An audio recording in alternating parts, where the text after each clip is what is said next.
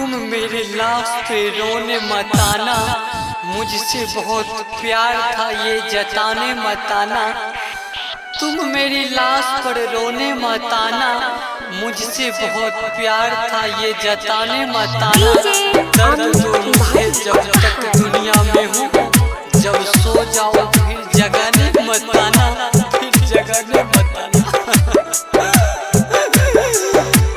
प्यार के नाम हमरा से तू गेम किया खेल गेलही, अपन अपन कह के हमरा कपन ओढ़ा के गेलही, अपन अपन कह के हमरा कपन ओढ़ा के गेलही।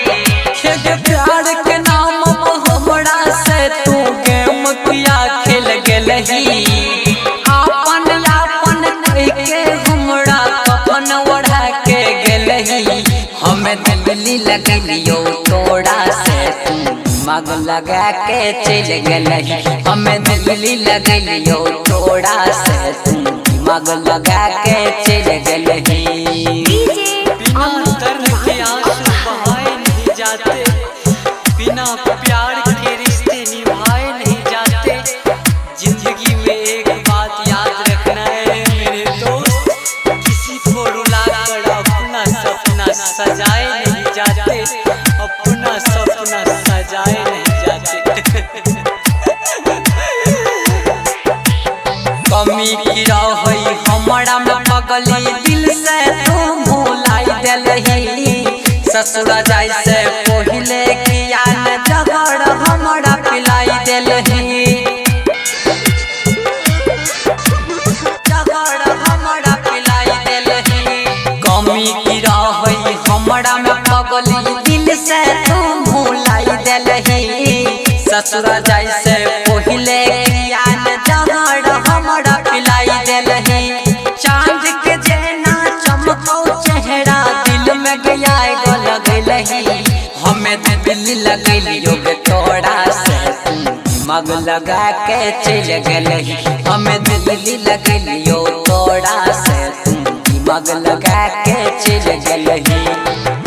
एक दिन हम कपन उड़ जाएंगे, सब रिश्ते इस जमीन के तोड़ जाएंगे। सता लो जितना जी चाहे, एक दिन रोता हुआ सबको छोड़ जाएंगे, रोता हुआ सबको छोड़ जाएंगे।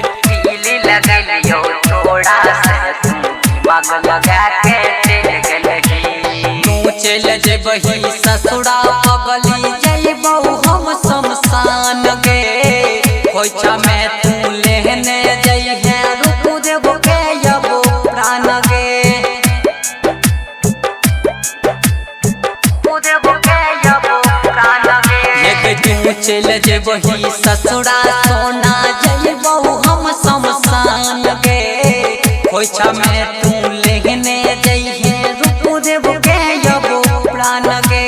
राइटर सरबन जाने तो सब कुछ ये न किया तू कैलही, हमें दिल्ली लगलियो तोड़ा से तू दिमाग लगा के चल गेलही, हमें दिल्ली लगलियो तोड़ा से तू दिमाग लगा के चल गेलही, दिमाग लगा के चल गेलही। मां श्यामा रिकॉर्डिंग स्टूडियो, संत कबीर चौक, सत्तौर।